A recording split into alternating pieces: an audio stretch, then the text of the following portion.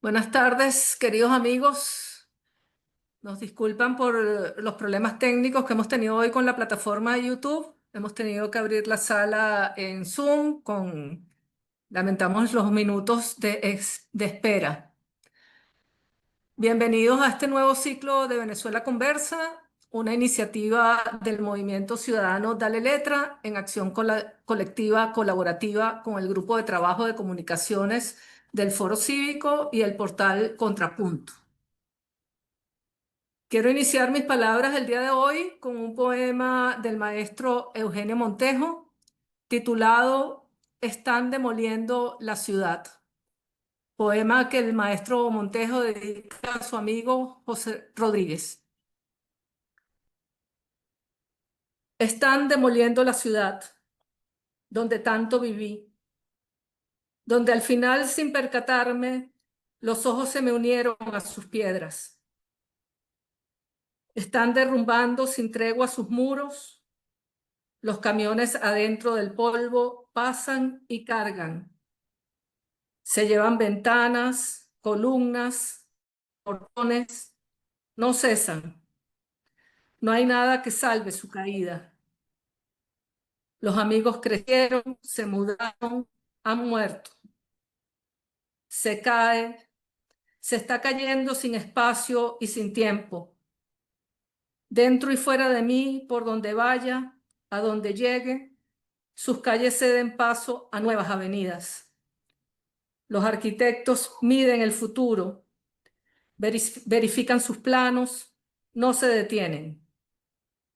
Me duele cada golpe de las picas, cada estruendo, ahora que mis ojos son las últimas piedras que le quedan en la casa sin nadie que soy a la orilla del tiempo.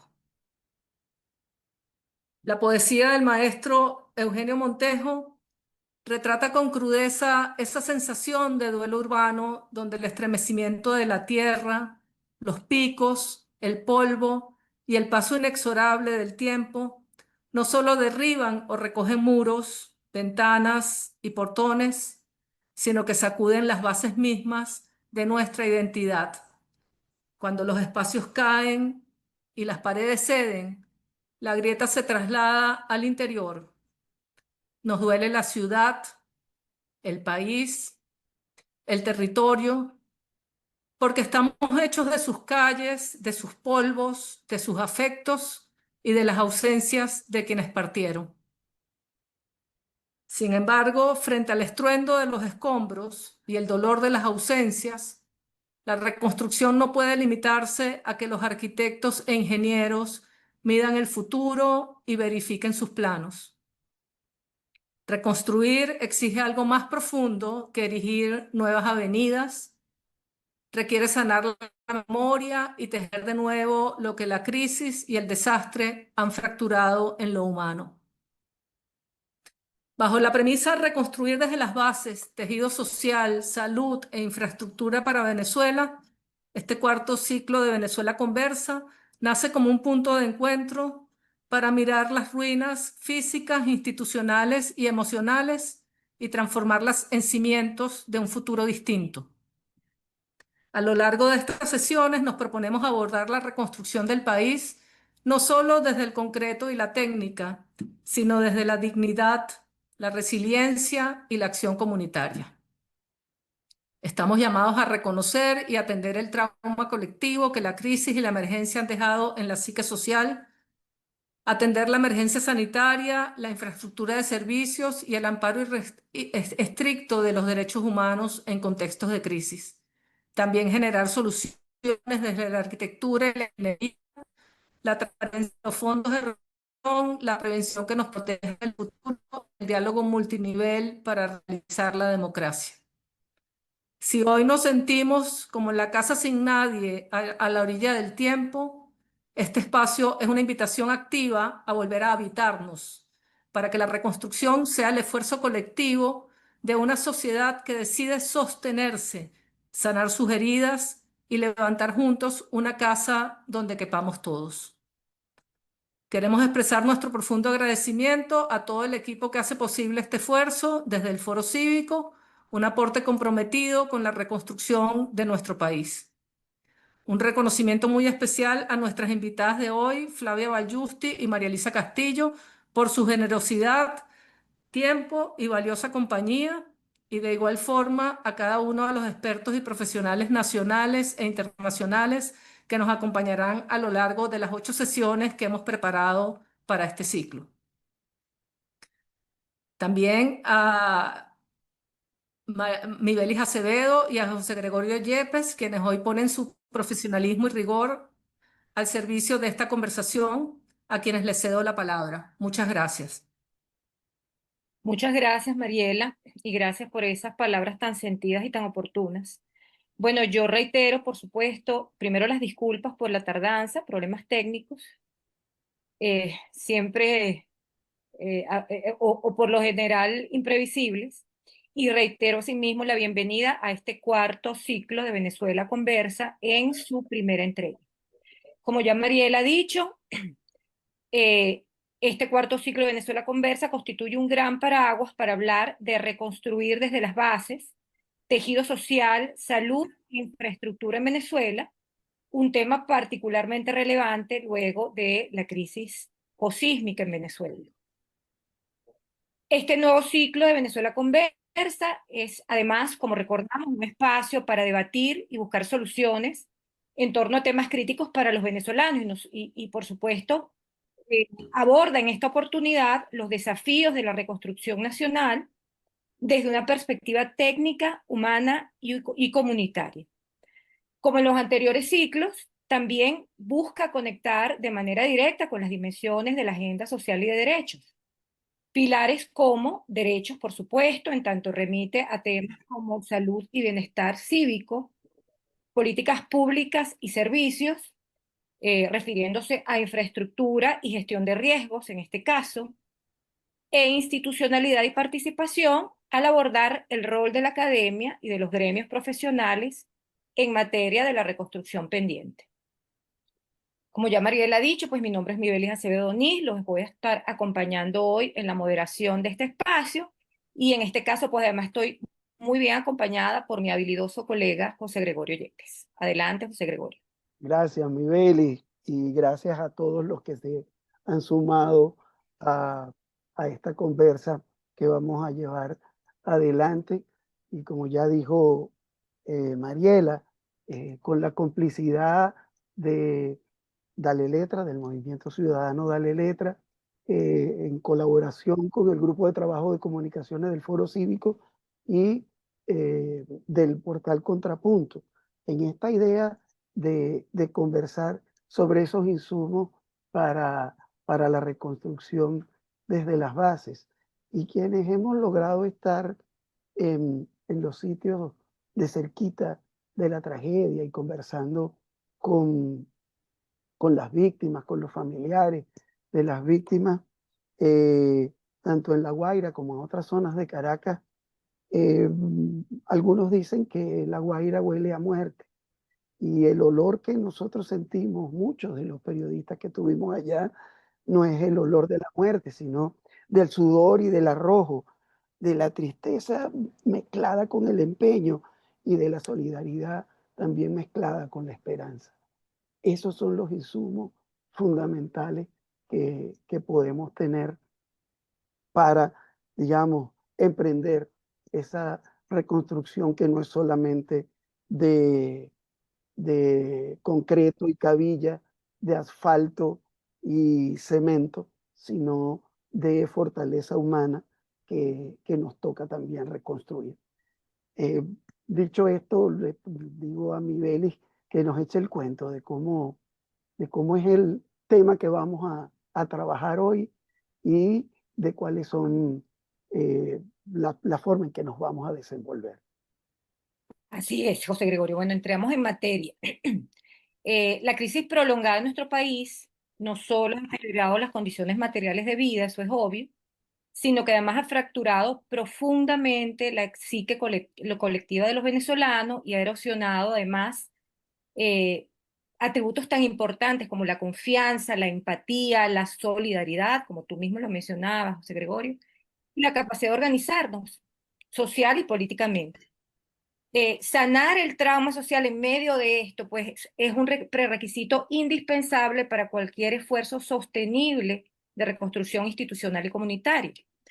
Entonces, bueno, nos planteamos preguntas como cómo hacer para que lejos de generar heridas, podamos lidiar con ellas, gestionar las que ya se han acumulado y además las que se suman hoy gracias a esta crisis que estamos viviendo. ¿Qué recomendaciones nos pueden hacer los expertos, además, para ayudar a que ese proceso de reconstrucción material se acompañe de un proceso de reconstrucción anímica, emocional, que lejos de profundizar la desigualdad y la victimización, más bien tienda al fortalecimiento de la agencia ciudadana? Entonces, bueno, eso es justamente el tema que vamos a abordar hoy. Una sesión que lleva por título Sanar el daño invisible, trauma colectivo, salud mental y reconstrucción del vínculo social. Y bueno, para contestar estas preguntas, pues vamos a recurrir a la ayuda de nuestras invitadas de lujo. José Gregorio, si nos ayudas a presentarlas. Claro, nosotros tenemos hoy dos invitadas de lujo. Flavia Valjusti, abogada y ex jueza penal y de niñez y juventud en Argentina, pero además es experta internacional en trauma colectivo y derecho informado por el trauma.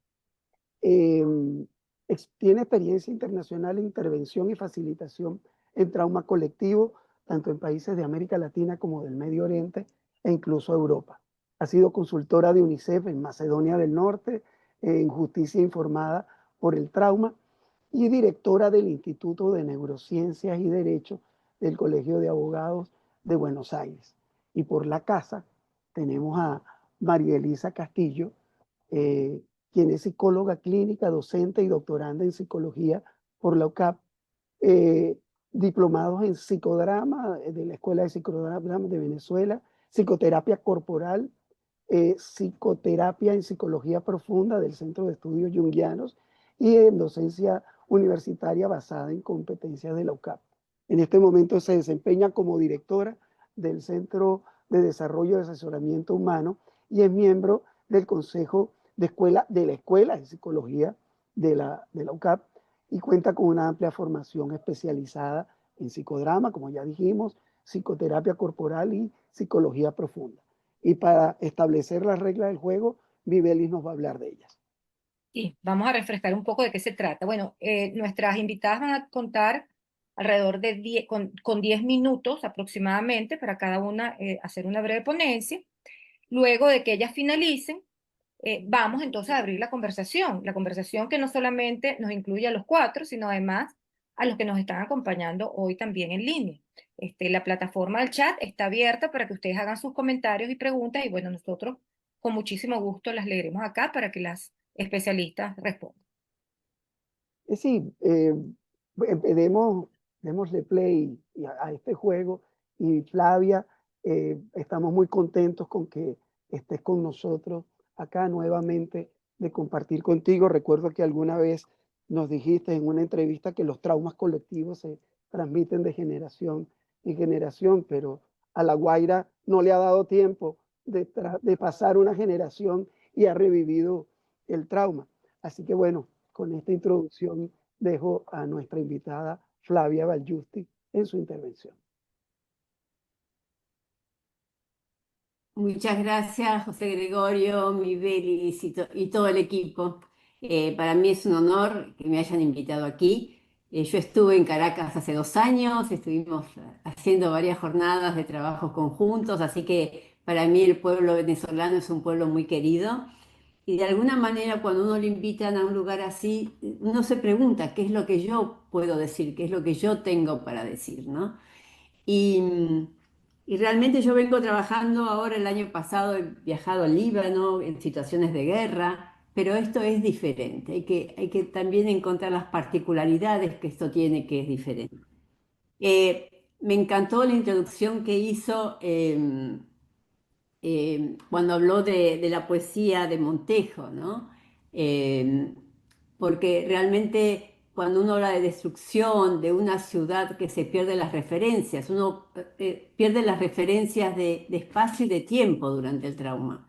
Sabemos que el trauma colapsa el espacio y el tiempo, por eso están bienvenidos estos espacios de conversación, porque estos espacios habilitan la posibilidad de volver a poner palabras ahí donde está lo innombrable, donde el dolor, el olor de la guaira, los pensamientos, los que faltan, hace innombrable lo que está ocurriendo. Eh, y en ese punto, nuevamente, estamos perdiendo, perdemos en la situación de trauma las referencias de tiempo, de espacio, geográficas. El tiempo parece pasar de otra manera. Las ausencias empiezan a pesar. Cómo se reorganiza la comunidad, cómo recuperamos agencia sobre nuestras vidas. También hay que decir que no estamos todavía, aunque quisiéramos hablar de sanación del trauma, no estamos en esa fase. Estamos recién atravesando el impacto de lo que está ocurriendo. Y en esta fase lo que hacemos es sostener la vida, reducir el daño y recuperar un mínimo de organización. Digo porque si no nos exigimos a algo que todavía no llega, digamos, todavía no estamos en esa etapa. Primero es reconocimiento. Ustedes piensen que todavía nuestra percepción no está a la altura de la escala de lo que ustedes han vivido. Todavía esa escala se nos escapa de nuestra percepción. Y, y solamente el poder mirar eso y perder las referencias de tiempo y espacio y cómo nos reubicamos en toda esta situación. Entonces, lo más prudente es decir, no, todavía estamos en la etapa donde estamos atravesando el impacto del desastre. Y lo sentimos en la mente, en el cuerpo, en las emociones y también en el alma. El alma está dolida. Y no solo nuestra alma individual, nuestra alma colectiva. Y aquí damos otro paso en lo colectivo. El trauma colectivo no es simplemente la suma de todas las personas traumatizadas. Hay una alteración del tejido social en los vínculos, en la confianza, en las instituciones y en la capacidad de una comunidad para actuar colectivamente. Nosotros en trauma decimos primero cuáles son los síntomas del trauma y parte de los síntomas es no emocionalmente no siento, estoy congelada emocionalmente, pues es tan fuerte lo que pasó que todavía eso no lo puedo emocionar. Pero eso es una función inteligente del cuerpo, de la psiquis y de las emociones, porque no puede todavía lidiar con eso. Y colectivamente ocurre lo mismo. A veces necesitamos que la vida siga, y en ese necesitar que la vida siga hay funciones inteligentes donde todavía por seguir no podemos percibir en su totalidad lo que está ocurriendo. Pero una de las cuestiones que lesiona el trauma es la agencia. ¿Qué podemos hacer nosotros? Cuando algo tan grave pasa, lo que queda en suspenso es la impotencia que yo siento frente a lo que ocurrió. A nivel individual, pero también a nivel colectivo, cómo esto se organiza. Entonces diría que acá el objeto hoy, al menos de lo que yo estoy mirando, la reconstrucción física es una parte, pero otra parte también es la reconstrucción de la trama social, del lazo social. Y acá hay un punto muy importante que es la confianza, porque este desastre no ocurre sobre una hoja en blanco. O sea, ningún desastre ocurre sobre una hoja en blanco. Siempre ocurre sobre una historia previa.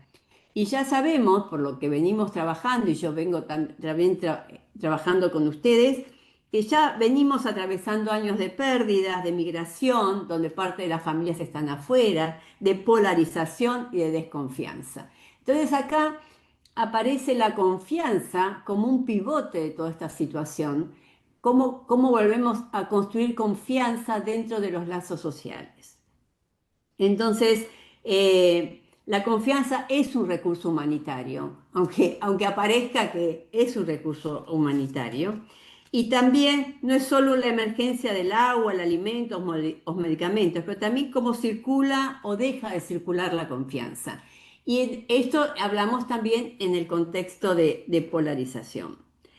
Entonces, ¿por qué? Porque la ayuda para llegar también necesita de confianza. Necesita de confianza en la comunidad y necesita de confianza de todas esas partes que también antes estaban polarizadas y cómo priorizamos lo que realmente necesitan ayuda. Si no, la ayuda va a tener dificultades en llegar. Y cuando digo esto, yo vengo del tema de infancia y trabajo, también colaboro con UNICEF en estos países.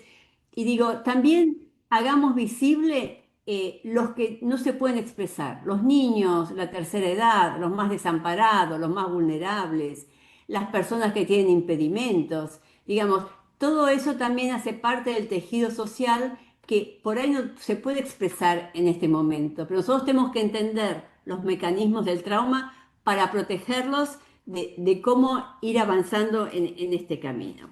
Y acá es muy importante, Mibelis y José Gregorio están en el campo de la comunicación, que la comunicación en una emergencia no consiste solamente en informar, también organiza emocionalmente a la comunidad.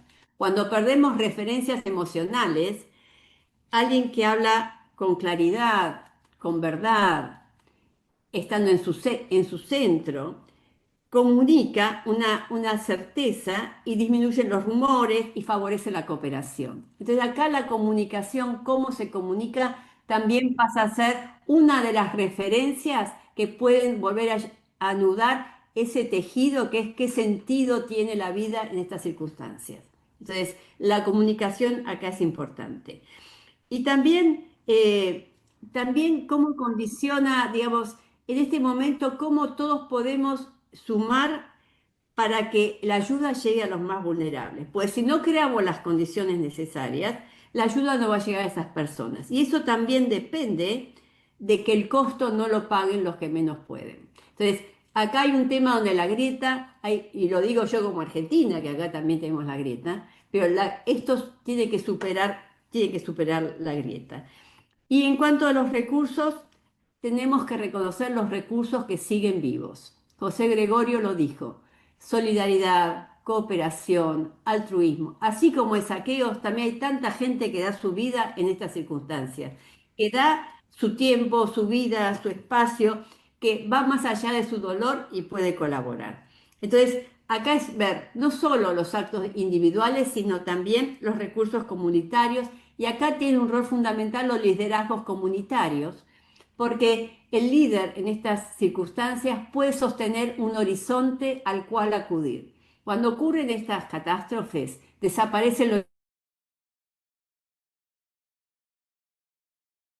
proyección hacia el futuro, pero alguien tiene que sostener ese horizonte hacia el futuro. Entonces, son los líderes o los operadores comunitarios los que tienen esa tarea, aún en medio del dolor, aún en medio de la tristeza, alguien tiene que sostener ese futuro posible y sostener el curso de la vida. Entonces, tenemos que preguntarnos qué capacidades siguen vivas y cuáles necesitan ser fortalecidas. Yo no hablaría en este momento en términos de resiliencia, porque es como obturar, decir, sanemos el trauma colectivo, somos resilientes, es obturar la situación en la cual estamos hoy. La resiliencia no se declara, la resiliencia se construye a mediano y largo plazo. Lo que tenemos que crear son las condiciones para que esa fortaleza ocurra. Y esas condiciones están también en el tejido colectivo. Uno de los problemas que veo yo es si la emergencia se prolonga. Ese es un escenario que tenemos que prever, y también qué recursos de psicología social, y acá María Elisa es una especialista, podemos aportar para que si esto se prolonga, cómo sostener psicológicamente los procesos.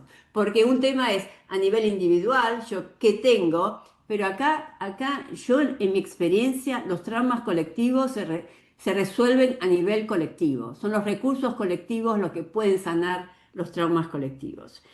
Y en esto la esperanza no es una palabra vacía para mí, y lo digo acá, y lo digo también en Líbano en medio de la guerra, porque la esperanza es reconocer que todavía existen personas, organizaciones y comunidades capaces de cuidar, de cooperar y construir vínculos.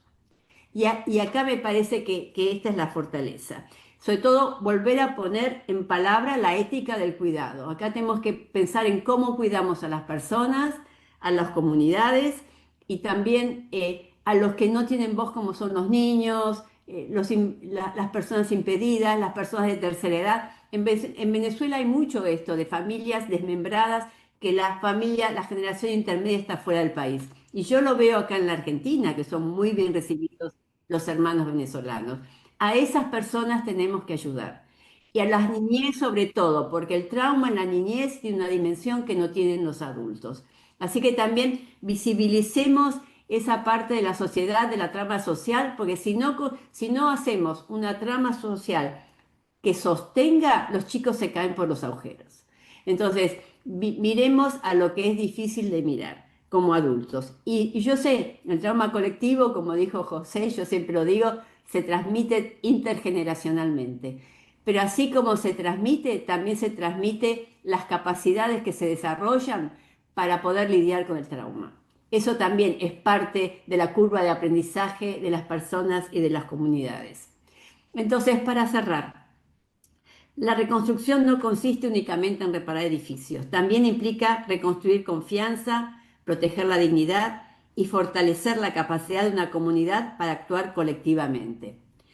La respuesta humanitaria no solo distribuye recursos, puede crear las condiciones para que una comunidad vuelva a organizar su vida en común. Así que ese, en definitiva, sería el mensaje. Muchas gracias, Mibelis, por la palabra. Muchísimas gracias a ti, Flavia. Flavia Valjusti, experta en trauma colectivo. Algunas ideas que me parecen interesantes reforzar para quienes se están incorporando ahora al espacio. Dijiste que cuando hablamos de destrucción perdemos referencias de espacio y de tiempo, desaparece el horizonte de futuro posible y la conversación entonces, la conversación se constituye un espacio donde esas cosas pueden ser sanadas colectivamente, no darle nombre a lo innombrable. Un punto fundamental, cómo recuperar agencia en medio de esa sensación de impotencia. Y haces además énfasis en que no estamos en una fase de sanación del trauma, sino en un momento en que hay que, en principio, sostener la vida, nombrar el dolor y tratar de atravesar el momento de desastre. Hablaste también acerca de la alteración del tejido social y de esa capacidad de actuar colectivamente, o sea que hacia eso debemos enfocarnos en este momento. Dices que la reconstrucción física es una parte del proceso, y hay otra importantísima que tiene que ver con la reconstrucción emocional. Y el problema humanitario entonces es también un insumo de primera necesidad. El problema es cómo recuperar la confianza en un momento en que hay una hoja que no está en blanco, en un momento en que hay polarización, como la había antes, y quizás se recrudece en medio de la situación. Y finalmente, pues hablas de enunciar la ética del cuidado, ponerle palabras a esa ética del cuidado, reiterando en que la resiliencia no se declara, hay que construir condiciones para que ésta se favorezca y se construya colectivamente. Entonces, bueno, con esta exposición tan interesante de Flavia, vamos entonces a darle la palabra a la profesora María Elisa Castillo. Adelante, María Elisa. Hola, buenas tardes. Muchas gracias por esta invitación. Y digamos que estoy muy en congruencia con lo que dice Flavia, porque, por ejemplo, el asunto del momento en el que estamos y la reconstrucción del tejido social es uno de los retos principales que vamos a tener a partir de este momento. Escuchaba cuando ella mencionaba el tema del momento en el que estamos y precisamente ayer estaba yo en una plaza que hay, donde hay una serie de personas que se están refugiando en esta plaza, y justo emerge la que se ha convertido en una líder comunitaria de este nuevo grupo, porque estamos reconstruyendo el tejido social, porque hemos perdido una serie de actores significativos dentro de ese tejido social que había establecido previamente las diferentes comunidades.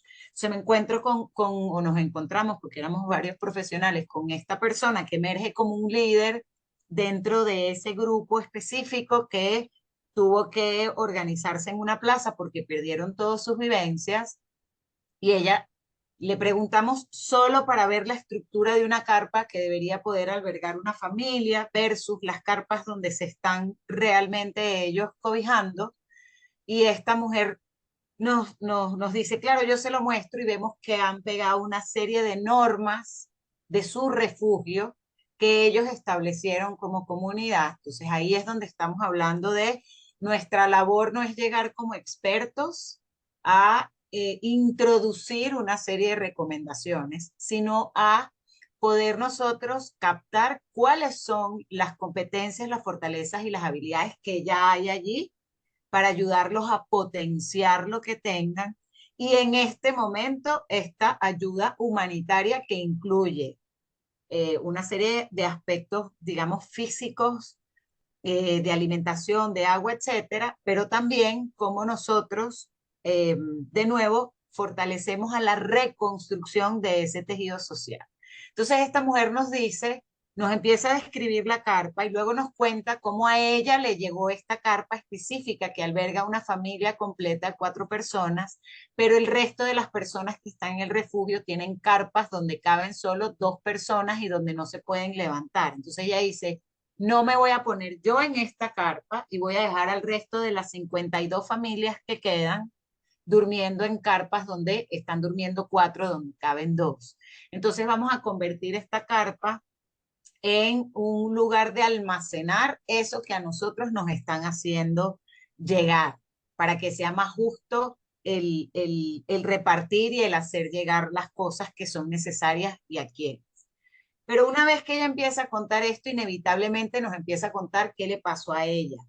Entonces nos cuenta cómo al principio estuvo en shock, hasta que finalmente una parte de su familia extendida que sobrevivió logra conseguirlos y decirles, no se pueden quedar aquí, nos tenemos que ir a un refugio.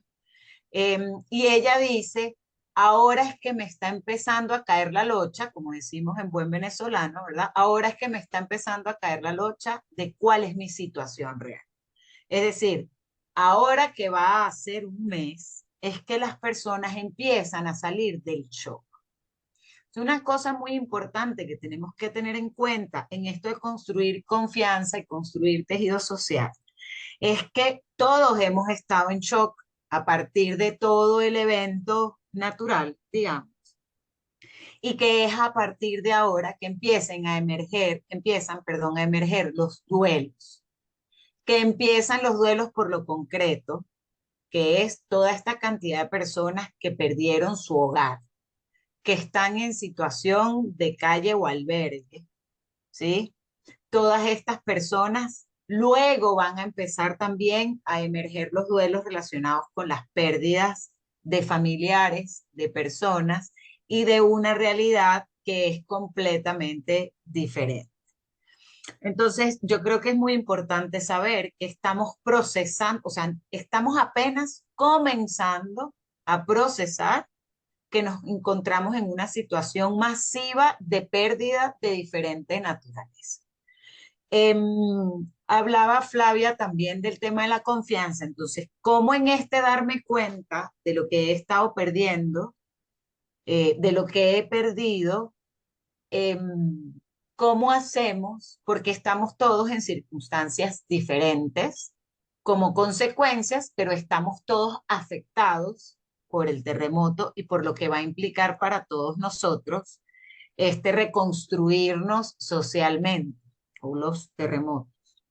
Y cómo nos cuidamos, es un tema muy importante porque en nuestro país la confianza ha estado muy malograda a lo largo de una cantidad de años importantes. Las únicas instituciones que permanecen, según las investigaciones, como instituciones que generan confianza son las instituciones religiosas y las universidades. Por supuesto, como referentes de cosas distintas. A mí también me llamó mucho la atención encontrarme con que precisamente en las zonas más vulnerables hay diferentes prácticas conviviendo y coexistiendo en el mismo espacio. Es decir, no se trata de una catequesis velada, porque además es muy importante sostener la confianza, ¿no? Entonces no estoy aquí para que te conviertas a una u otra práctica religiosa, sino cómo hay una organización comunitaria natural alrededor de las parroquias de las diferentes iglesias católicas cristianas, pero también de las evangélicas, de los templos de los testigos o los salones reino de los testigos de Jehová. Es decir, diferentes instituciones religiosas agrupan naturalmente a una comunidad que está organizada en función de esos pequeños espacios y que son personas que se tienen confianza y que son mucho más solidarias. Entonces es importante nosotros articularnos independientemente de nuestras creencias, porque de nuevo no se trata de ningún tipo de adhesión a ninguna de las prácticas religiosas e iglesias, sino entender que esas instituciones tienen validez y tienen confianza social. Y en el caso de la universidad, es también reconocer que se está esperando de las universidades una serie de, digamos, una serie de conocimientos y experticia que también agrupa a una serie de gente que puede estar disponible de nuevo para dar ideas que se adapten a esa organización previa comunitaria que ya existe, ¿no? Entonces, es cómo nosotros logramos seguir construyendo esa confianza de la que hablaba Flavia y de ese tejido social que además ha perdido a una serie de miembros y de líderes comunitarios, cómo reordenamos esas diferentes tramas o entramados sociales que ya existían para podernos acompañar. Sí es verdad que hay mucha solidaridad, y esa solidaridad surge precisamente por esas agrupaciones naturales. Es que nosotros de esta parroquia, o nosotros de esta iglesia, o de nuevo, Salón del Reino, o todos los que somos estudiantes de esto, nos agrupamos porque esas instituciones nos dan esa sensación de estructura y de confianza para poder seguir trabajando y apoyándonos entre todos. Y además para identificar posibilidades de cuidar. Porque lo otro que hay es la necesidad de protegernos entre nosotros mismos mientras no identificamos otra serie de instituciones que nos puedan apoyar. Es muy interesante ver, por ejemplo, cómo llegaron organizaciones humanitarias que se agrupaban en espacios físicos muy cercanos a hospitales y centros de salud. Por ejemplo, encontramos un hospital que llevan unas hermanas de una congregación, unas monjas, entonces unas organizaciones humanitarias se agrupaban físicamente en el espacio frente a este hospital porque entonces se apoyaban entre ambos. De tal manera que eso fortalece la gente que está acostumbrada a ir al hospital de las hermanitas, ¿no? Y que entonces ese hospital que tiene una serie de carencias por todo lo que pasó y que no tiene suficientes insumos, etcétera, se puede apoyar con esa ayuda de la organización humanitaria. Pero la gente prefiere ir donde el hospital de la hermanita, que ya la conoce, a permanecer en la plaza. Porque además tenemos también, tal como lo mencionaba Flavia, una historia complicada con representantes que de otra manera serían una referencia. En este momento eso como población no nos da mucha confianza. Entonces creo que es importante, y en esto de lo inefable, de eso que no puedo poner en palabras, el acompañamiento en este momento también va, ese cuidarnos entre nosotros, va por turnarnos para reconocer que hay unos que necesitan descansar, mientras vamos saliendo del shock y reconociendo dónde puedo yo aportar y desde dónde yo puedo aportar para no agotarnos, porque esto no es una carrera de 100 metros, es un maratón. Y cuando uno está en el espacio físicamente más afectado, reconoce las dificultades, pero luego nos preguntamos cómo nos reconstruimos todos. Nosotros, por ejemplo, en la Universidad Católica trabajamos con muchas comunidades cercanas. El Junquito, La Vega, Antímano, Macarao. Y en estas comunidades también tenemos situaciones muy complejas, muy difíciles. Entonces pensamos cómo nosotros tenemos unos recursos limitados. La única forma que tenemos de poder avanzar es ese fortalecer a las personas que se pueden convertir en multiplicadores. Entonces nos tenemos que turnar, reconocer nuestros propios límites, cuidarnos entre todos, reconocer en qué puedo ayudar, porque yo a lo mejor puedo llegar con un pico y una pala, pero la fuerza se me va a agotar muy rápido y no voy a tener la psique disponible para hacer lo que yo sé hacer, que es hacer planes de intervención comunitarios a larga data, a largo plazo, a programas de intervención que no sean voy yo y hago una cosa y me retiro, porque esa gente que necesita acompañamiento, que es vulnerable previo al terremoto y que entonces ha estado en una circunstancia de haberse visto atendido y abandonado en muchos casos, solamente como atendido con una finalidad más proselitistas o de propaganda o de intervenciones que los abandonan de nuevo. Entonces, ¿cómo nosotros establecemos un plan estratégico que implica detectar necesidades, pero también líderes, y acompañarlos escuchando? Y en nuestro caso, solo identificar aquellos que más adelante o que en este momento empiecen a mostrar síntomas muy claros de la necesidad de una intervención distinta. Pero en reglas generales es importante confiar en la posibilidad de que entre todos nos acompañemos y comencemos a transitar este camino que es largo. El trabajo del trauma, y lo decía Flavia, y bueno, en las investigaciones es el primer mes en shock, entre 1 y 3 meses empiezan a emerger los duelos, y luego entre 3 meses y aproximadamente 1 año y medio es que vamos a estar lidiando con esto. Y no nos hemos recuperado del 3 de enero, cuando aparece esto, por mencionar la historia más reciente. Entonces, bueno, creo que es muy importante reconocer esa necesidad de atendernos entre todos, de reconocer cuál puede ser mi rol y dónde aporto más, porque a veces en el desespero por apoyar, por aportar, por ayudar, por reconocer desde la empatía lo que nos está pasando, nos podemos desgastar. Y luego, ¿cómo fortalecemos de nuevo ese tejido que parte de encontrarnos todos juntos para poder apoyarnos en lo que ya existe y fortalecernos en lo que ya existe para poder avanzar? Muchísimas gracias, María Elisa. Muchísimas gracias. Y rescato una frase, un par de palabras que son, digamos, medulares. Camino largo, ¿no? También lo decía Flavia, si la emergencia se prolonga. Y una de las perspectivas que tenemos es que, por ejemplo, la Sociedad Venezolana de la Cruz Roja se prepara para enfrentar una emergencia de 24 meses. Solamente por ese lado empecemos a sacar la cuenta de cuán largo puede ser esto.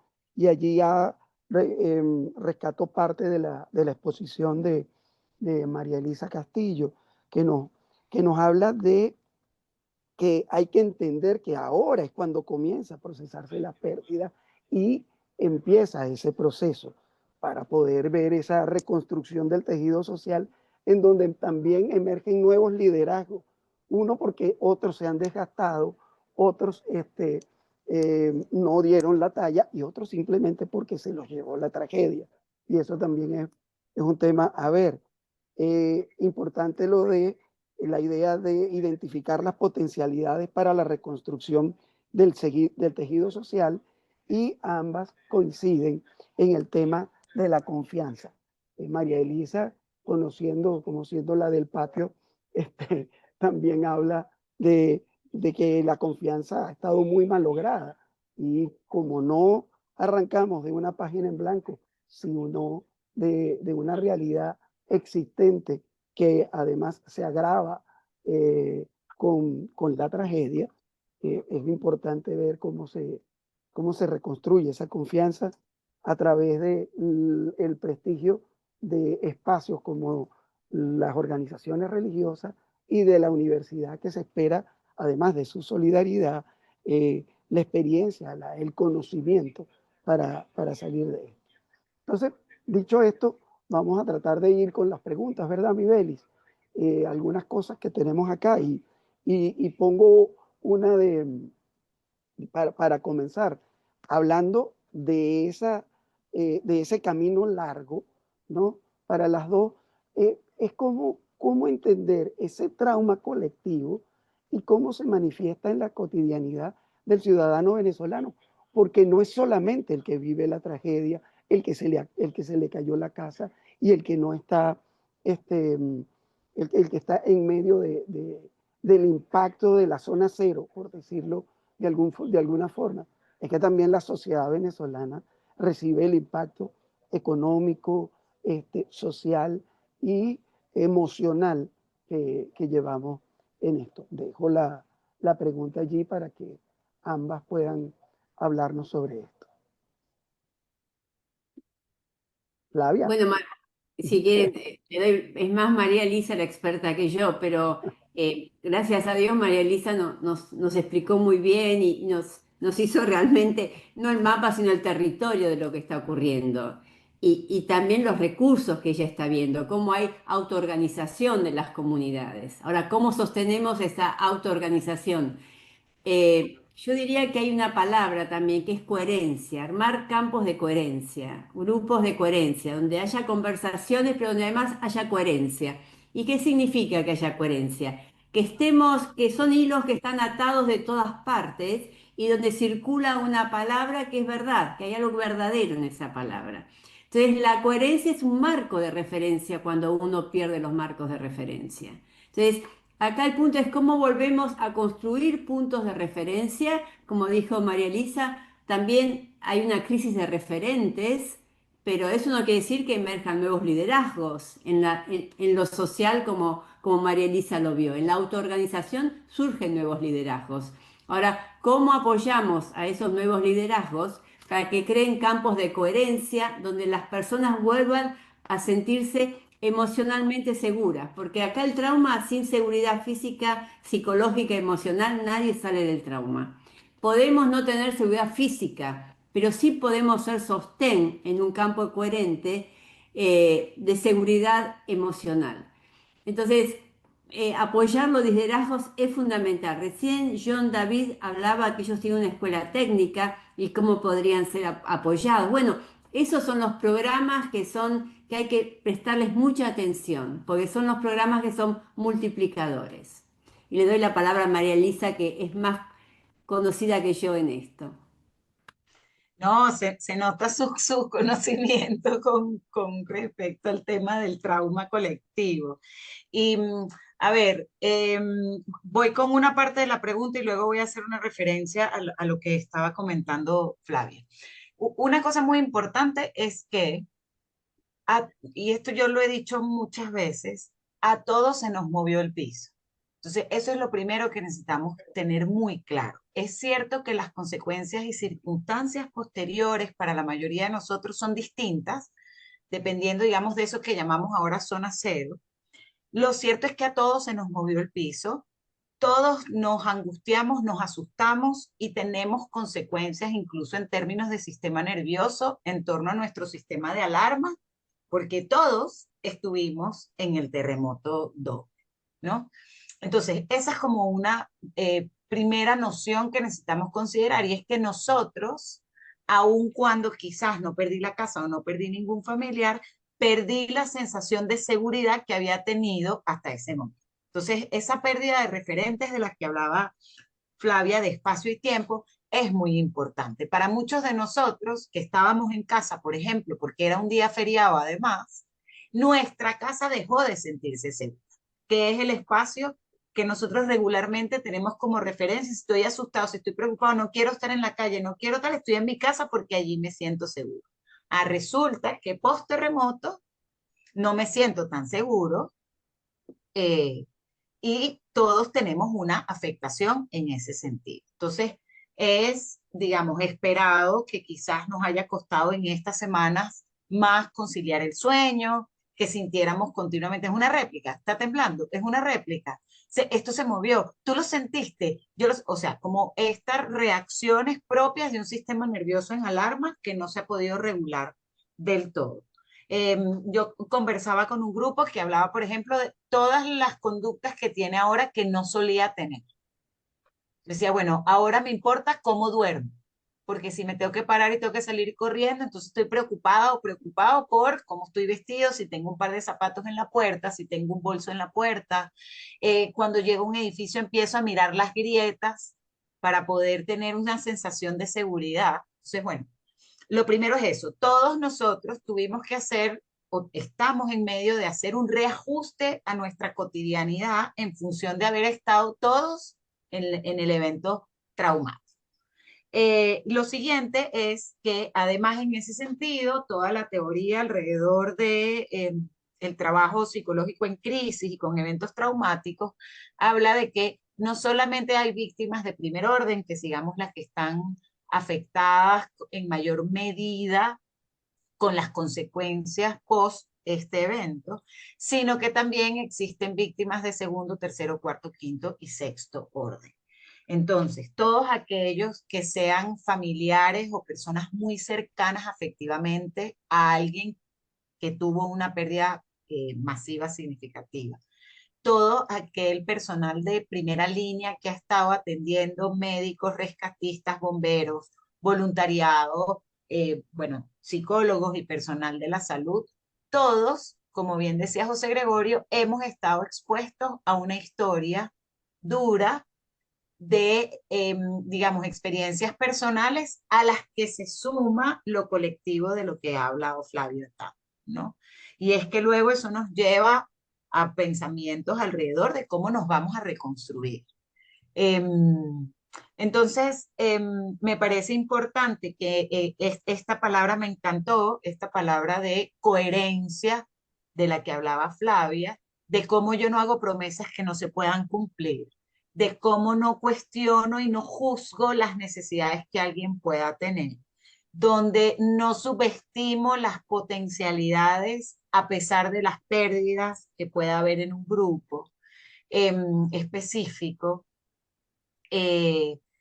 Mencionaba Flavia esto de la resiliencia y había un momento en donde la gente, bueno, pero hay que apelar a los venezolanos, somos resilientes. Entonces salía otro y decía, no quiero ser más resiliente, ya no quiero tener que estar aquí. Por allá salía alguien que decía, no somos resilientes, somos inmortales, porque ya lo que nos falta es que venga o sea, empezamos a como cuestionarnos cuál es el momento y yo creo que efectivamente es el momento para permanecer en conexión entre todos, de manera de reconocer que cada quien tiene una manera particular de vivirlo y que nosotros como comunidad vamos teniendo también una forma de atravesarlo y que necesitamos identificar desde nuestra propia realidad cómo vamos a empezar, y yo diría paso a paso. O sea, yo empecé con el equipo de gente con la que trabajo a decirles, bueno, podemos planificar las próximas 3 horas.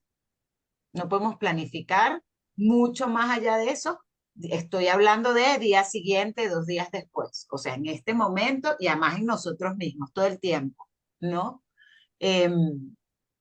Hay que atender una serie de condiciones particulares. O sea, no es un momento de normalidad, no es un momento en el que el atendernos en ese ser coherentes podamos suponer que vamos a hacer como si lo que va a pasar es que vamos a recoger los escombros, vamos a limpiar, ¿verdad? Y vamos a volver a construirnos como si esto no pasó. Es que implica una construcción, por ejemplo, reconociéndonos como país sísmico, que es una cosa que se nos ha olvidado. Entonces, me parece que es importante reconocer esa coherencia de la que habla Flavia y de cómo hemos ido dándonos cuenta que hay mucho que atender desde diferentes aristas y donde todos tenemos cosas que aportar. Es un tema de irnos organizando como comunidades y como sociedad, ¿no? Y en ese acompañarnos emocionalmente, yo creo que es fundamental esto, no subestimar, no dar consejos, no cuestionar. Eh, en este panorama del territorio, como decía Flavia, los ejemplos concretos yo creo que ayudan. Alguien me decía, yo lo llamé para preguntarle cómo estaba, porque además sabía que vivía en una zona de la ciudad de Caracas donde habían habido edificios muy afectados. Entonces, lo llamo para preguntarle cómo está, porque además él y su esposa acaban de tener un bebé, tiene 4 meses el bebé, y entonces me dice, bueno, nosotros vivos, gracias a Dios, perdimos todo, pero bueno, lo material se recupera, ¿no? Entonces, esto dicho, que a mí, por supuesto, como psicólogo, me deja claro el nivel de shock en el que está todavía, y como ese repetir como un mantra lo que todo el mundo le dice. Y mis palabras fueron, sí, gracias a Dios, ustedes 3 están bien. Solo me puedo imaginar lo difícil que es estar en tu lugar. solo me lo puedo imaginar, porque además tampoco le voy a decir, me siento exactamente igual que tú. No tengo un bebé, tengo hijos más grandes, entonces mi situación es diferente. Está en casa de alguien porque se quedó sin casa. Entonces, con un bebé que llora, que no duerme la noche completa, todas las angustias que eso puede generar, y que yo pudiese juzgar y cuestionar si eso es tan grave como alguien que, pero la realidad es que para cada quien es un tema particular. Entonces, esto de atender cada población, entendiendo que funciona de una manera distinta, desde ese lugar de coherencia que implica reconocer nuestras diferencias y qué es lo que tenemos en común, qué es lo que nos mantiene como sociedad. Creo que ahí eso es muy importante, ¿no? Entonces, como Yo reconocer que a veces me siento forzado a estar de una manera, cuando en realidad no hay manera correcta de estar en este momento. Perdón. Un poco para complementar lo que dice María Elisa, para entrar en diálogo con María Elisa, cuando ella habla de regulación, hoy sabemos que el trauma está en el cuerpo, no está solamente en la psique. La psique trata de poner algo de orden, pero el trauma está en todo nuestro sistema vagal que reacciona. Entonces, esa desregulación se puede compensar con una corregulación del colectivo. Cuando tenemos comunidades, como ella decía, la parroquia, no importa de qué religión, no importa, o el hospital donde estaban las monjitas, esos son espacios de corregulación también emocional y física. Entonces, es un aspecto que no tenemos que olvidar, porque es el colectivo el que permite esa corregulación, que después se traduce en lo físico y que después también se traduce en prevenir enfermedades a futuros mentales y físicas también. Así que ese es un tema. Y otro tema que ella tocó y para mí es fundamental es cuidar a los que cuidan. Digamos, no podemos exponer al personal médico, a los psicólogos, a los operadores comunitarios permanentemente en primera línea. Tiene que haber movimientos de ida y vuelta porque si los desgastamos ahora no vamos a tener retaguardia para eso. Entonces, ¿cómo armamos esos equipos? ¿Cómo los cuidamos? ¿Cómo armamos estructuras y dispositivos de cuidado y de autocuidado, de autopercepción sobre las situaciones que están atravesando? Y también reconocer, esto es un momento, son periodos de excepción. Cuando hablamos periodos de excepción es que se suspende la realidad tal como la conocíamos.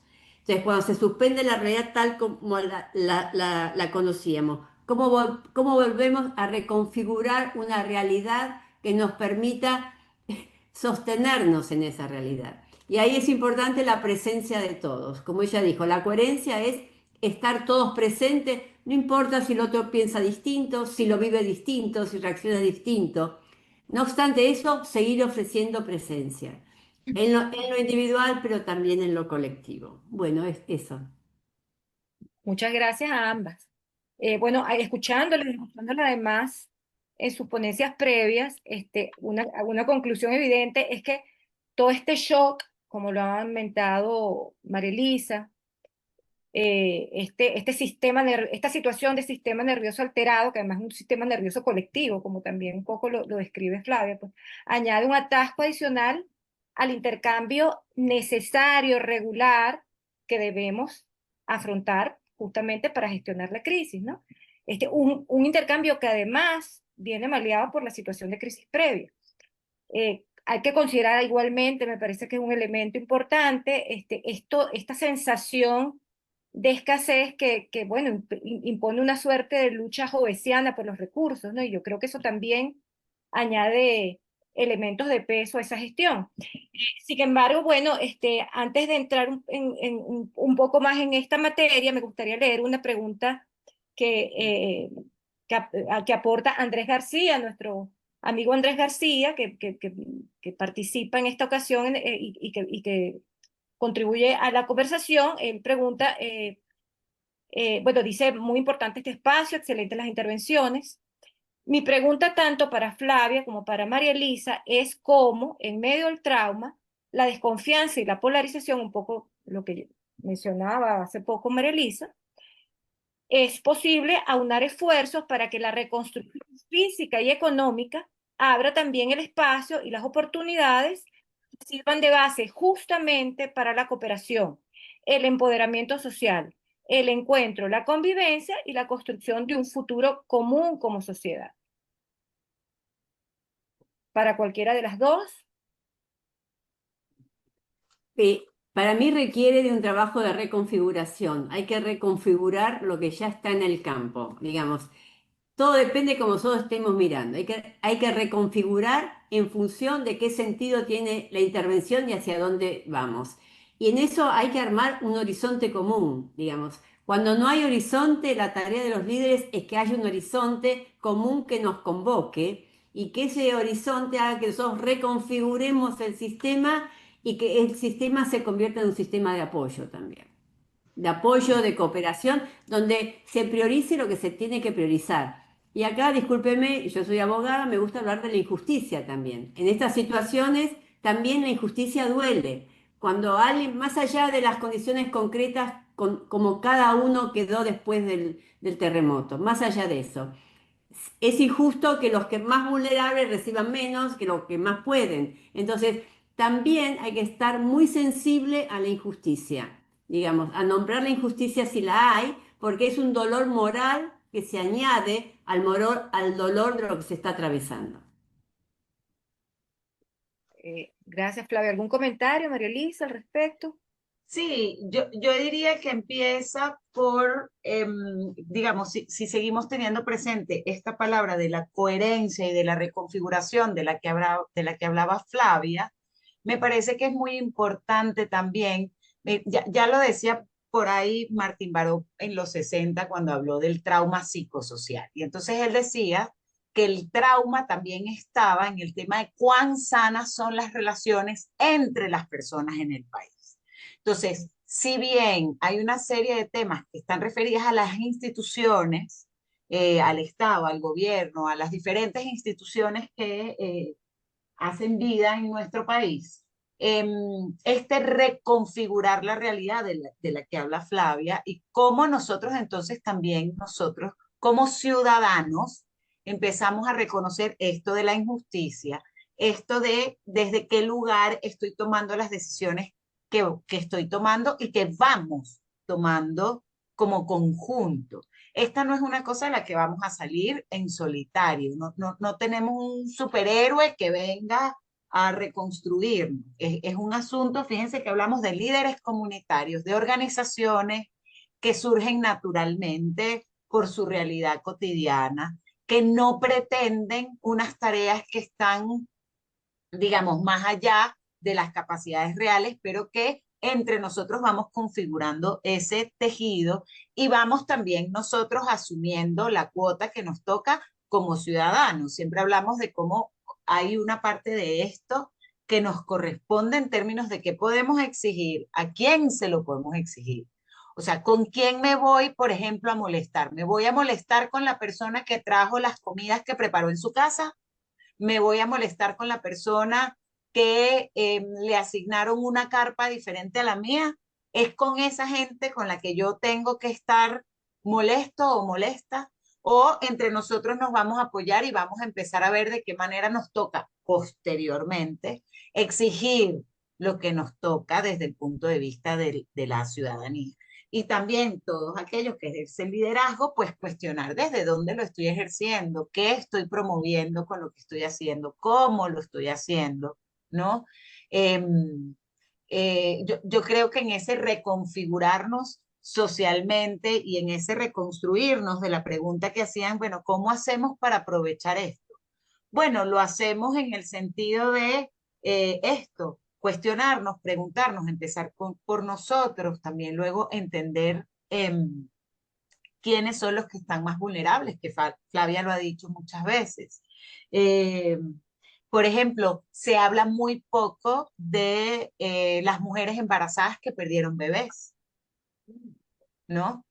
Porque ahí hay unos duelos que son muy particulares, que no están, que no son legítimos. Digo, no son legítimos la sabiduría popular, digamos, en el contexto de lo sociocultural más amplio de Venezuela, diría yo, a cómo empezamos a tener conciencia de esa vulnerabilidad, cómo las personas, por ejemplo, de la tercera edad, me pareció lindísimo en una comunidad que además lo resolvieron desde ese conocimiento que tiene la propia comunidad autoorganizada, como lo decía Flavia. Bueno, las personas de la tercera edad tienen todo un cuestionamiento muy fuerte porque sienten que no les da el tiempo para aportar a la reconstrucción. ¿Cómo nosotros les damos roles?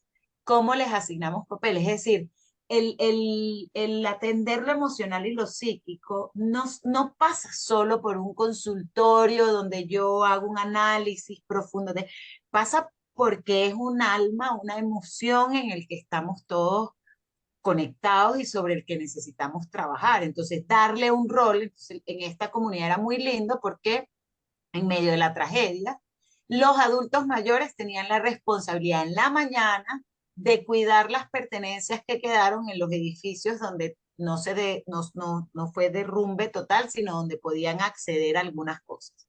Entonces, ellos en la mañana tenían ese rol porque la juventud intermedia, digamos, los adultos medios, en esas horas entonces iban a hacer temas de papeles, temas de búsqueda de familiares fallecidos, temas de resolver asuntos relacionados con la comida, o era su momento de aportar desde ese lugar que sí pueden, rescates, preparar comida para otros miembros de la comunidad, tomar lo que llegaba a los centros de acopio y repartirlo. Entonces, también reconocernos como una fuerza que puede hacer eso y que luego puede exigir desde ese lugar a quienes nos toca exigir, es una forma de ir reconstruyéndonos en medio de todo este asunto de lo polarizado o en medio de todo este asunto de lo que nos ha venido como interfiriendo en términos de confianza.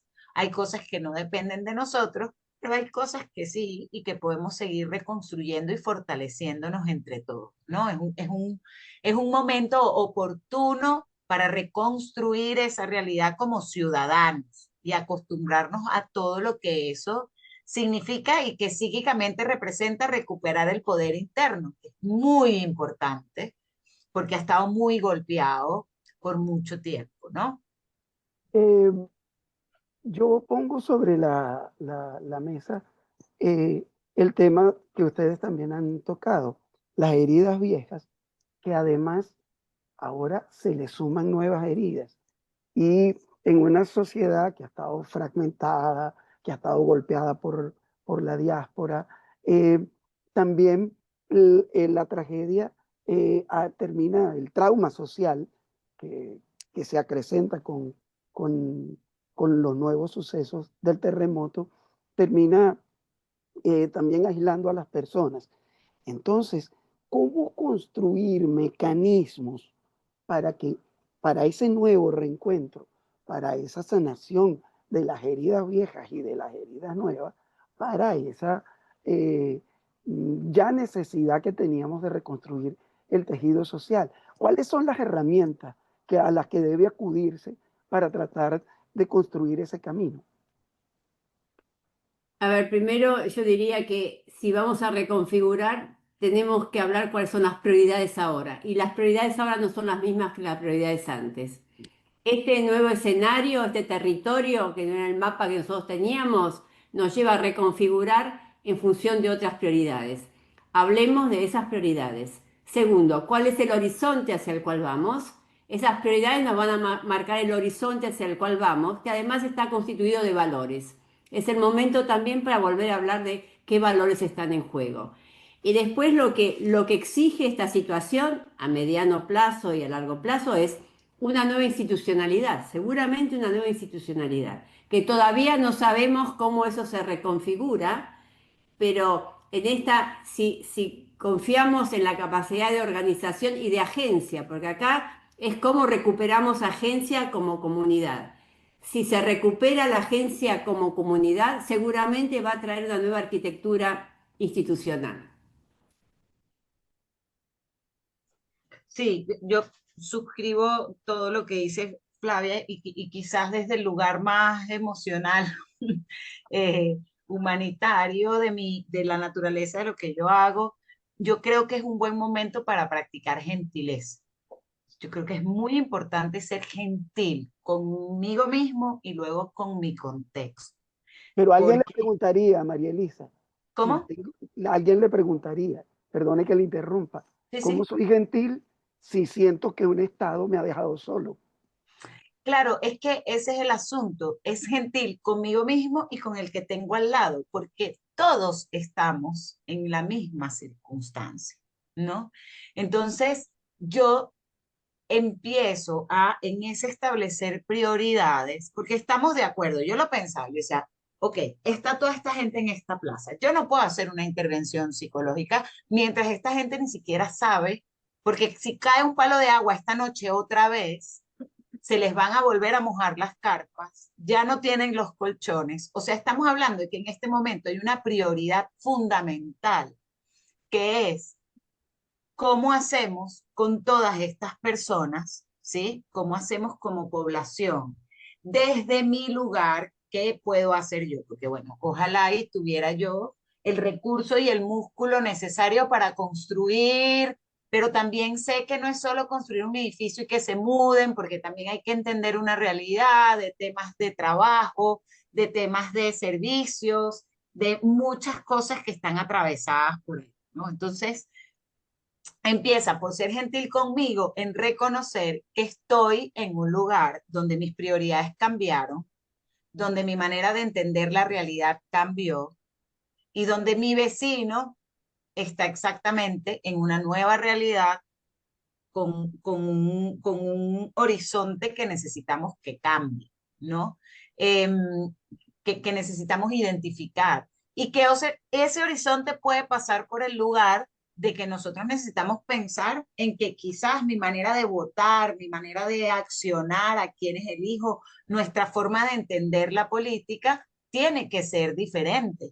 Pero para hacer eso necesitamos atender unas cosas en el medio, ¿no? Y por eso también, por ejemplo, nosotros necesitamos espacios donde las personas tengan y desarrollen la posibilidad de un análisis crítico de lo que está pasando.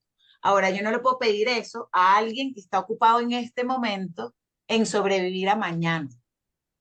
Es muy difícil, a eso me refiero con gentileza. O sea, me refiero a, sí, deberíamos tener un Estado que tenga en este momento una serie de, sí, deberíamos tener. Ahora, lo que tengo en la realidad es esto y cómo en ir atendiendo lo que es prioritario cada momento, luego me va a ir llevando a ese reconfigurar. Marieli, Ahora, si nosotros, perdón que termino la idea, digamos, podemos, una cosa no es excluyente de la otra, es lo que quiero decir, ¿no? En resumen. que un poco, escuchándote, recuerda un poco a lo que decía Paul Bloom en relación a eso de la compasión racional, pues, ¿no? Que no, paradójicamente, a pesar de que estamos inmersos en esta crisis emocional y estamos impedidos de actuar de otra manera, pues hay que hacer un esfuerzo por esa compasión racional, ¿no? Hablamos en estos días con Flavia sobre un debate que se estaba dando en redes acá en este espacio público tan intenso como son las redes sociales en Venezuela. Se hablaba si la gestión de la crisis debería politizarse o no. Y concluíamos que sí, necesariamente hay una politización virtuosa que es necesaria en la medida que eso remite a la formulación de políticas públicas por parte tanto del Estado central, el Estado, el gobierno central, como la operativización de esas políticas en los gobiernos, por los gobiernos locales, ¿no? Entonces les pregunto, y dado que, bueno, tú estás además cercana a la academia, ¿cuál creen ustedes que debe ser el rol de las universidades, de la sociedad organizada, de los profesionales en salud mental, en el diseño de esas políticas públicas para que haya justamente un acompañamiento psicosocial adecuado y tendiente pues a la reconstrucción emocional que en este momento es tan complicada? Empiezo yo, que soy la que menos, María va a tener más información, pero para mí las universidades tienen un rol central. Tienen un rol central porque nos van a permitir pensar sobre la situación. Son personas que cada uno está formada en la suyo y que las necesitamos porque necesitamos pensar cómo hacemos ese trayecto hacia el horizonte. Entonces va a ser, no por nada, la universidad hoy es un lugar de confianza. Ya había sedimentado confianza la universidad, pero es un lugar de confianza además, porque tiene un recurso que es escaso en momentos de trauma, que es habilitar espacios para pensar lo que nos pasa, para establecer prioridades y para establecer mecanismos para llegar a un horizonte. Y la universidad también permite crear ese horizonte. Al pensarlo podemos crear ese horizonte. Así que para mí las universidades tienen un rol central. Y en cuanto a la política, no soy quien para hablar de esto, pero tenemos que poner prioridades. La política tiene que entender que en esta situación hay prioridades. Entonces, también como colectivo, establecer, ser activos y proactivos en conversar, establecer conversaciones y establecer prioridades en este nuevo escenario. María, te dejo la palabra a vos. Gracias. Bueno, nosotros en esto de pensar hablábamos con un profesor experto en psicología social y que además es politólogo y decía, por ejemplo, en ese momento estábamos hablando de las posibles transiciones a regímenes que fueran diferentes entre autoritarios y democráticos y tal, y él decía, bueno, esto se apalanca, entre otras cosas, en una pata fundamental que necesitamos nosotros fortalecer, que es la sociedad civil, ¿no? Entonces, siempre recuerdo un profesor que decía, no hay manera de hacer psicología sin hacer política, porque la psicología promueve el cuestionamiento y toma, digamos, en este aspecto de la formación de ciudadanos, cuando yo hago una actividad y promuevo, qué sé yo, que tenemos colores, sabemos que tenemos recursos, pero si tú usas tú solo todo el color amarillo, entonces hay otros que no van a poder usar el amarillo y eso es una formación ciudadana. Por eso digo que lo psicológico no es solo como una cosa abstracta, es lo emocional, pero también es como la congruencia y esa coherencia de la que hablaba Flavia, ¿no? Entonces sí, nuestro rol en la universidad es pensar y proponer, eh, pero también va a resultar fundamental cómo cada uno de nosotros asume su cuota de responsabilidad en lo político, porque a veces pensamos que lo político hay que dejárselo a un grupo particular y obviamente hay un grupo que se va a encargar de unas cosas, pero de nuevo nosotros también tenemos una participación significativa, eh, donde también podemos de nuevo y fortalecernos en lo que nosotros podemos hacer y luego cómo apoyamos las organizaciones cuya naturaleza tiene que ver con eso.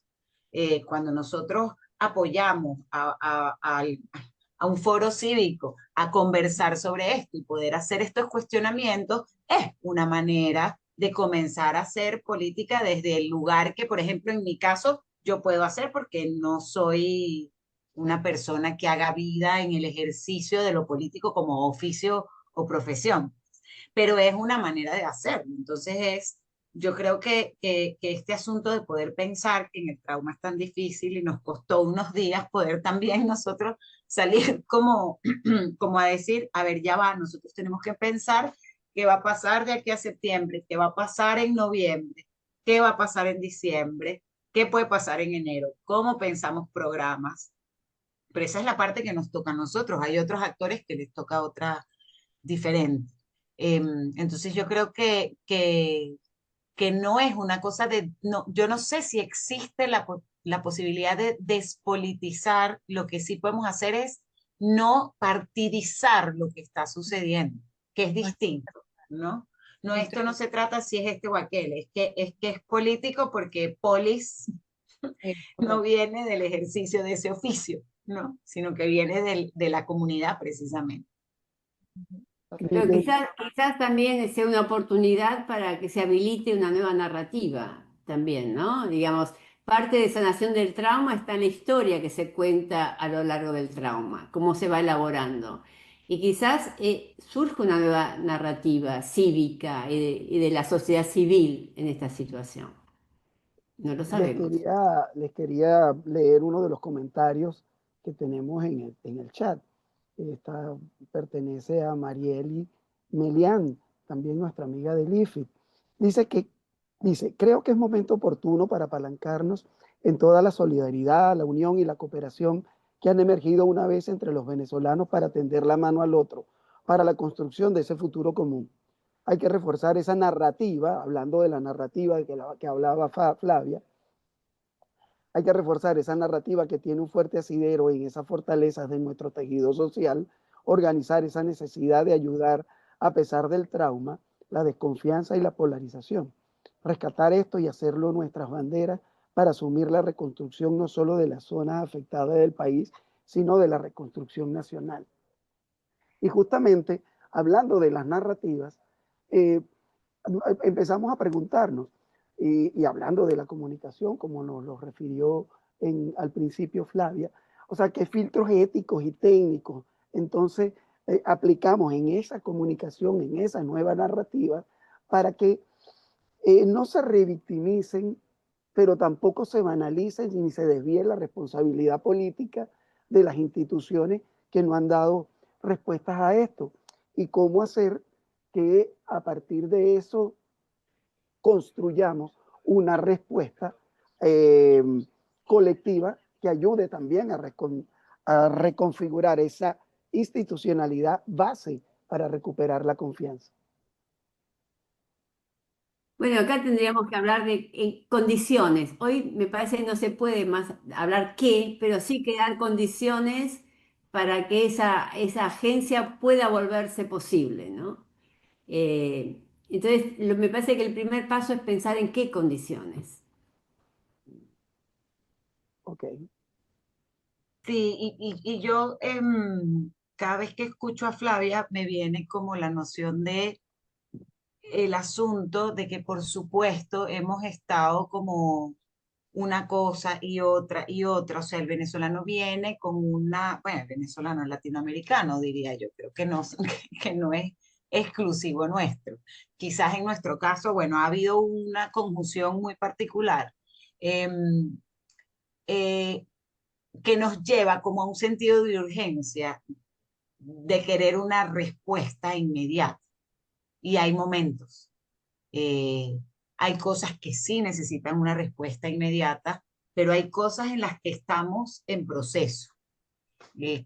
Claro, nos cuesta mucho porque estamos cansados, porque hemos estado muy golpeados, porque eso, la sensación es como, bueno, lo único que nos faltaba era el tsunami que en algún momento una gente empezó a decir por ahí. Pero que es un proceso que tiene unos pasos y que tiene ciertas etapas, que revictimizar lo que implica es precisamente no tener esa gentileza, que es no considerar lo que el otro quiere y puede compartir en un momento, que no necesito unos detalles sensacionalistas para saber cuál es la tragedia que el otro está viviendo y que eso también es parte como de ese ser gentil, pero también un poco de ciudadanía, ¿no? O sea, de nuevo, como de reconocer quiénes son más vulnerables, cuáles son nuestras prioridades, que todavía no tenemos claro qué o cómo, pero bueno, estamos claros que necesitamos conversarlo y que en ese cambio de narrativa también encontrar este asunto de cómo nosotros hemos ido modificando cosas que quizás no tenemos muy consciente que las hemos modificado y que han ido cambiando. O sea, sí es verdad que venimos de una población muy polarizada, pero estamos tan polarizados hoy como estábamos hace 10 años, ¿no? ¿Qué tipo de narrativa también construimos? Y no se trata de obviar, yo puedo estar triste, puedo estar molesto, puedo estar inconforme, tanto como puedo reconocer que hay solidaridad, que nos movemos en conjunto, que hay organizaciones que tienen fortaleza. Por eso decía que no es excluyente, es muy difícil, somos seres humanos, somos una paradoja andante. Entonces, ¿cómo aceptamos la ambivalencia también? ¿No? Ese decir, bueno, sí, es verdad que debería tener esto y esto y esto, y tenemos que trabajar para eso, pero bueno, también es verdad que somos capaces de estas cosas y que en este reconocer de que somos capaces podemos ir cambiando esa narrativa e identificando cómo podemos llegar a eso que queremos llegar en términos de instituciones, etcétera, ¿no? Sí, parte de esa gentileza que tú mencionas, María Elisa, es reconocer nuestras propias limitaciones, hasta dónde llegamos, ¿no? Hasta dónde ya no somos capaces de dar más allá. Eso es importantísimo. Muchas personas están desde el primer día allí en pie de lucha y bueno, se están presentando problemas, incluso enfermedades. Entonces, allí justamente quería un poco orientar mi pregunta. A ti te has especializado en esto de abordaje psicosocial, el cuerpo, y a Flavia, que también habló justamente de la somatización en el cuerpo del trauma. ¿Cómo se manifiesta en el cuerpo, corporalmente y actitudinalmente, ese trauma en lo individual, en lo colectivo incluso? ¿Y qué síntomas ustedes pueden describir y qué recomendaciones podrían hacer a las personas para lidiar con eso? Yo la dejo a María Elisa, que es una experta del tema en esto, pero quería antes decir algo respecto también a lo que dijo José Gregorio, que no perdamos de vista que hay curvas de aprendizaje, es una situación nueva y va a haber una curva de aprendizaje acá y va a haber un proceso de maduración cívica en esta situación. Entonces, no pensemos que vamos a estar dentro de 2 meses como estamos ahora, porque va a haber curva de aprendizaje, pero tenemos que pensarlo en términos de proceso. Y hablar en términos de proceso significa tener tolerancia a veces a la dialógica, mantener distintos órdenes lógicos durante un tiempo hasta que empezamos a ver cómo esto va tomando forma. Un paréntesis aparte y le paso la palabra a María Elisa para que conteste tu pregunta. Sí, me parece muy importante esto que dice Flavia, y lo voy a vincular con tu pregunta, porque si bien es cierto que hay una serie de manifestaciones relacionadas con el trauma, muy particularmente desde lo psíquico y desde lo somático, hay cosas que ya se han empezado a evidenciar. Por ejemplo, en otro momento nuestra reactividad hubiese sido distinta porque lo vivimos con el deslave, digamos, lo voy a hablar desde que yo tengo más conciencia de cómo funcionamos, desde el deslave, y no hay una reacción exactamente igual a la del deslave en este momento. Eh, por ejemplo, a mí me pareció muy importante cómo esta vez está muy claro el resguardo, por ejemplo, de lo judicial. Entonces, ¿cómo saltamos de una vez? A un momentico, los niños no están para adoptar, los niños no es que yo ahora me lo quiero llevar, espérense. Hay que ir al Consejo de Protección, hay que ir a donde los... Eso es un aprendizaje, eso no lo hicimos antes. Entonces, hay una curva de aprendizaje, pero además es cierto que hemos ido también haciendo algunas cosas donde emergen de nuevo algunas cosas en las que nosotros tenemos confianza. Entonces, como yo confío en Hogar Bambi, entonces, y Hogar Bambi me dijo, primero tengo que ir al Consejo de Protección, entonces, bueno, decido ir al Consejo de Protección, ¿no? Porque, ¿qué pasa en el trauma en términos de lo somático y del cuerpo? El sistema nervioso se tiene que poder poner modo alarma. Este sistema nervioso empieza por el sistema nervioso autónomo, si nos acordamos hasta de biología de bachillerato y de ciencias naturales, por ahí sabemos que había uno central y uno periférico que era autónomo, es decir, es una reacción fisiológica, neurológica del cuerpo que nos puso en modo protección. Ese sistema nervioso, para ponernos modo protección, significa que tenemos esos límites que hacen que se nos disparen las alarmas, digamos que se ponen más bajos, más sensibles, como si se calibró la alarma de una manera distinta para reaccionar, que prepara el cuerpo para la huida. ¿Eso qué quiere decir? Que tengo aceleración del ritmo cardíaco, se puede sentir a veces como taquicardia, como aceleración de la respiración, ahí se segrega adrenalina, ¿sí? Entonces la adrenalina nos pone, por eso es que de pronto alguien no entiende cómo hizo y saltó del segundo piso y por eso sobrevivió, o saltó y tiró a alguien por la ventana y fue, esas son reacciones propias eh, del sistema nervioso. Este es un sistema nervioso que entonces tiene una sensibilidad particular a los ruidos, a buscar identificar lo que se pueda parecer a esa sensación que tuve para que me ponga también en modo de nuevo huida. Ese sistema nervioso empieza a regularse con el tiempo. Ha sido difícil por el tema de las réplicas, que han sido réplicas algunas de intensidad significativa. Podemos tener entonces temas con la respiración, temas con el ritmo cardíaco, obviamente algún tipo de tensión muscular que esté reflejando ese nivel de tensión en términos de estrés, que es muy importante. Puede haber dificultades para atender, para concentrarme. Por eso decía Flavia, bueno, en el trauma a veces es difícil pensar con claridad. Hay algunas personas que podemos tener temas con el sueño y cuidar el tema de la alimentación también, o bien porque se me quita el hambre, o bien porque tengo más hambre. También dependiendo de cómo me sienta, me puede provocar comer algunas cosas particulares. No está mal. El asunto es estar atento a que realmente estoy escuchando ese cuerpo.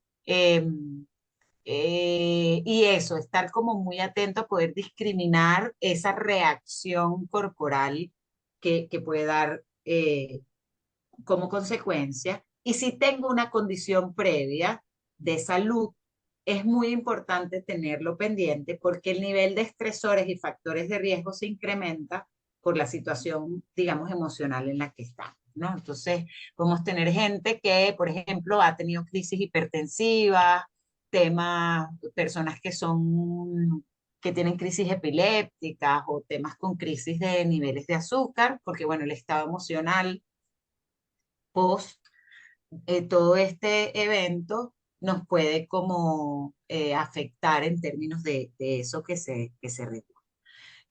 Por eso es importante, Flavia lo ha dicho mucho, como conversar, tener espacios de conversar, tener espacios, por ejemplo, hidratarse es fundamental. Si normalmente hablamos de tomarse 2 litros de agua, hidratarse es fundamental. Yo hablaba con una amiga psicóloga y le decía, nunca había preguntado tantas veces seguidas, comiste, tomaste agua, dormiste, tienes algún grupo de gente con el que te sientas bien, tienes algo que te aterrice y que te recuerde eh, que también hay otras cosas en la vida, ¿no? Eh, cómo nos cuidamos entre nosotros, esa es la primera fase, cómo nos cuidamos entre nosotros. ¿Cómo estás? ¿Estás bien? ¿Necesitas algo? A veces una sola palabra, le escribí a una persona muy cercana que quiero mucho, que es periodista y que sabía que estaba bajando la Guaira todos los días a cubrir sucesos, solo le mandé un mensaje, sé que estás en esto, quiero que sepas que estoy atenta, cuando tengas un chance, me cuentas cómo estás. Y su única respuesta fue, me conmueve tu mensaje, gracias, ¿no? O sea, hay cosas como tan inmediatas, tan simples, que no nos llevan tanto tiempo, que tienen que ver con esa gentileza y que regulan de nuevo, nos van permitiendo regularnos. Hay alguien que me acordé, porque claro, yo le mandé ese mensaje y cuando lo leyó fue como se acordó de otra realidad, de otro momento, en ese ubicarme del que hablaba Flavia, que pasa con el trauma, ¿no? No tengo mi espacio físico normal, cómo las personas, las voces, los sonidos, los recuerdos, así como tengo los del terremoto, pues bueno, también tengo los de esos otros espacios que me van permitiendo regular ese cuerpo, ¿no? Muchísimas gracias, María Elisa. Bueno, ya para ir cerrando, nos quedan como muchas preguntas en el talego, pero bueno, voy a lanzar una pregunta desde mi postura de madre. Creo que muchos padres estamos preocupados porque los efectos en niños y adolescentes de esta situación pues han sido realmente dramáticos. Eh, Flavia, de hecho, en su exposición hablaba de la asistencia a los grupos vulnerables, entre ellos niños y por supuesto personas de tercera edad. Pregunto a ambas, muy cortico, ¿qué recomendaciones nos dan? Aunque quizás este es un tema que a lo mejor merece otro programa entero, pero bueno, en atención al poco tiempo que tenemos, lo más breve posible. Y Yo muchas diría gracias. dos o tres cosas muy sencillas. Primero, no derribar los mecanismos de defensa. Si el chico está en modo de protección, respetar el modo de protección.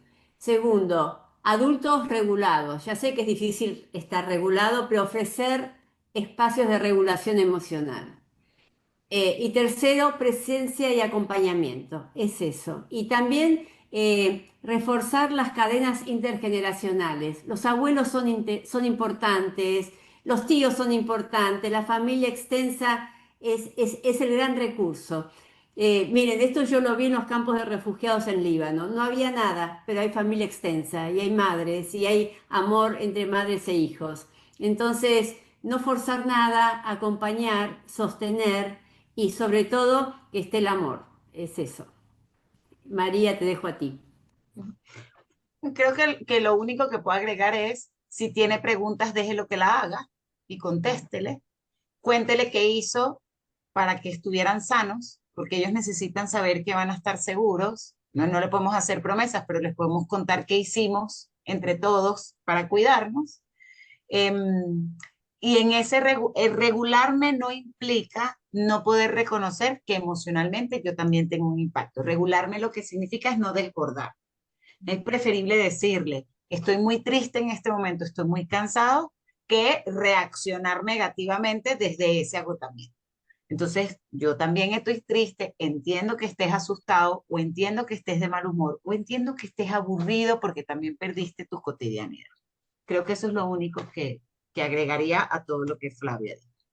Bueno, muchísimas gracias a nuestras invitadas de lujo. Gracias por estar en nuestro Venezuela Conversa. Y trato de hacer un resumen sucinto de ideas que apenas son, digamos, la punta del iceberg de todo lo que ustedes han dicho acá. Insistieron mucho en determinar las nuevas prioridades, porque la realidad que teníamos se suspendió y esta está mutando. Entender que esto apenas comienza y que se hacen necesarias nuevos abordajes, nuevas narrativas que protejan, que nos protejan de la revictimización y de la banalización de la tragedia. Entender que estamos dentro de un proceso y que va a haber una curva de aprendizaje para, para todo lo que viene, que incierto es, incierto será, y le iremos consiguiendo respuestas. Y el mensaje central que creo que es que la reconstrucción a la que nos estamos enfrentando no es solamente una reconstrucción de cabilla, cemento y asfalto, sino una reconstrucción del ser humano, de la reconstrucción del tejido social y de la interacción que tenemos que tener como sociedad. Yo dejo a Mibelis para que termine de despedir nuestro encuentro de hoy y repetirles que estoy muy honrado de haber compartido con todas y todos ustedes los que se sumaron a esta Venezuela Conversa. Así es, José Gregorio. Mil gracias a nuestras invitadas, a ti. Y bueno, quiero recordarles la cita para el próximo Venezuela Conversa. En esta oportunidad tenemos 2 sesiones por semana. La próxima cita, o sea, la sesión 2 de este ciclo, va a ser el jueves 23, a las 4 de la tarde. Esperemos que podamos conectarnos vía YouTube, como originalmente habíamos planificado. Este ciclo, esta sesión se llama Respuestas en la Emergencia, Gestión de la Salud Pública y Campamentos Humanitarios. Y vamos a tener como invitados a Aitor Zabalgogiascoa, él es coordinador de emergencia de Médicos Sin Fronteras, periodista, y a Luis Manuel Farías, abogado y presidente de la Cruz Roja Venezolana. Entonces, bueno, reiterando el agradecimiento por acompañarnos, los invitamos pues a que sigan con nosotros este jueves 23 a las 4 de la tarde en el 4º ciclo de Venezuela Conversa. Muchísimas gracias.